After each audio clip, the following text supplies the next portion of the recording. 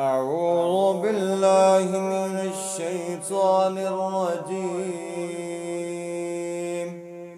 بسم الله الرحمن الرحيم. إذا السماء انشقت وأذنت لربها وحقت وإذا الأرض مدت وألقت ما فيها وتخلت وأذنت لربها وحقت. يا أيها الإنسان إنك كادح إلى ربك كدحا فملاقيه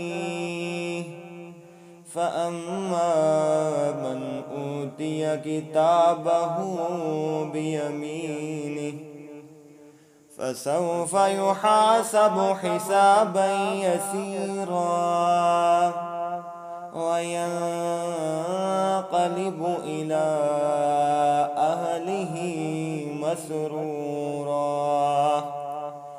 وأما من أوتي كتابه وراء ظهره فسوف يدعو ثبورا ويصلى سعيرا إنه كان في أهله مسرورا إنه ظن أن لن يحور بلى إن ربه كان به بصيرا.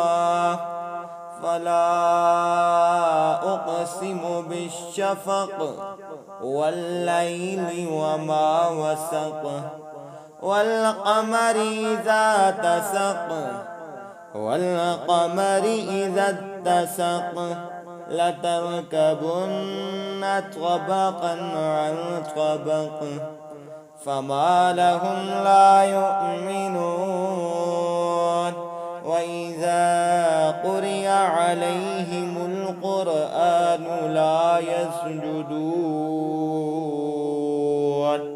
بل الذين كفروا يكذبون والله أعلم بما يوعون فبشرهم بعذاب أليم إلا الذين آمنوا وعملوا الصالحات لهم أجر غير ممنون.